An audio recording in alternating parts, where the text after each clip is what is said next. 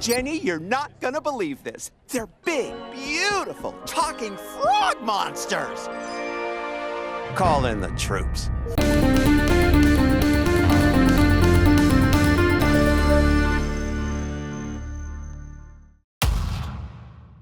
What's up, everybody, and say hello to another Amphibia breakdown with your boy, The Next Big Thing. Today's episode analyzing shockingly won't be as long as I predicted it was gonna be, but I'm a man of my word and I said that the video was totally happening. Anyways, we finally got a reveal of our friendly neighborhood FBI agents who managed to track down not only String Bean and Boonchoy, but also the location of her mother's Thai restaurant. But out of all of the times the planters friggin' exposed their own selves, I'm honestly surprised by the fact that a high-speed car chase is when they're finally spotted. The beginning starts off with the show introducing us to the likes of Jenny and Mr. X himself, as these two, especially Mr. X, clearly specialize in more classified material as FBI agents. I also found the parallels between both Mr. X and the museum curator to be quite intriguing, given how they both are into extraterrestrials, only one seemingly doesn't mind locking away mysterious creatures. Yet the other is there to protect them and help Anne in her quest in getting the planters back to their own dimension.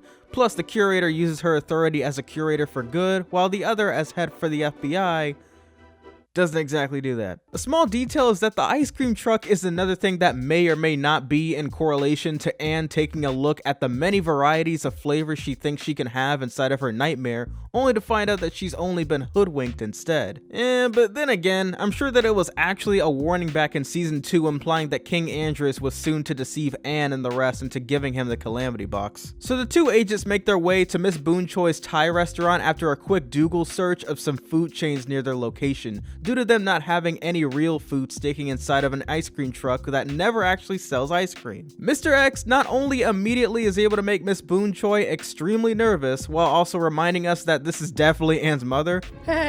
What strange shapes they are.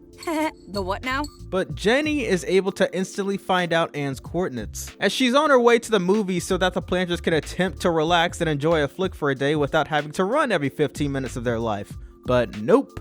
Gotta have danger at least once a day to keep the boring away. And speaking of the cinemas, don't think for a second that I'm not about to mention some of these references. The first to get out of the way is the same promotional posters that we saw for Suspicion Island 2 from episodes ago, aka 2 Sus, Boss Dog or Boss Baby, Spy Guy 12, probably a parody of both Spy Kids and the infinite number of Mission Impossible movies, and other references that are far too many to mention. Once the gang surprisingly have enough time to watch the full movie despite the agents clearly Inspector Gadgeting their way to the theaters, they soon realize that they're in the midst of a chase as Anne's parents warn them of the danger soon to come. With Jenny blocking the exit doors with his high-tech used to scan for any abnormalities, while Mr. X is in pursuit and nearly catches the gang on multiple occasions. Their last resort ends up being their great escape, but not because of Anne, but instead her parents, who were extraordinarily underestimated throughout the episode up until this reveal, as they explain how Anne's mother somehow distracts FBI agents from undergoing a mission in the middle of the city traffic,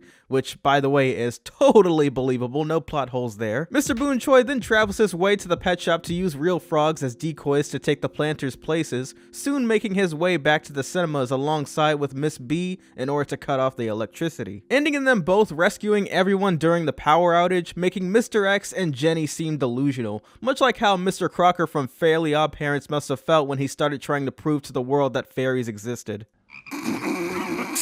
Nice frog alien, sir. I've heard of little green men, but this is ridiculous.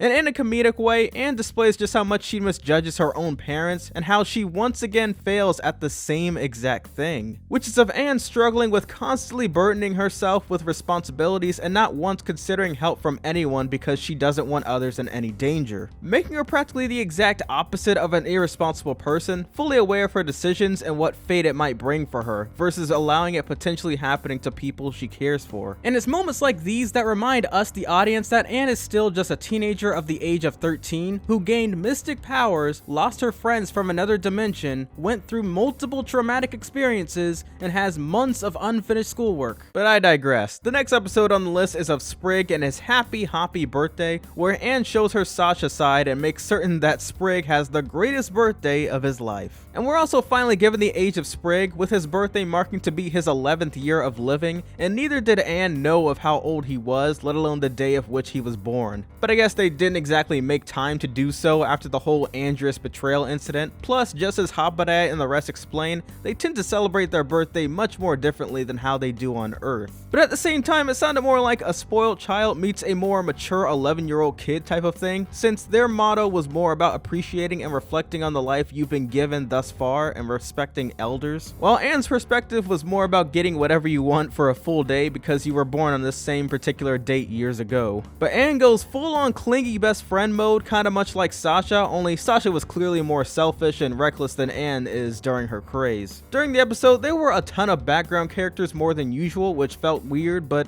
it just goes to show that where Anne lives, there are a lot of people with all sorts of different personalities. And perhaps they're attempting to expand more on the characters back here on Earth as well, instead of just simply condensing them down to a few people. Heck, maybe some of these same people will show up once again in order to help fight up against Andreas' forces for the next time he may strike Earth again.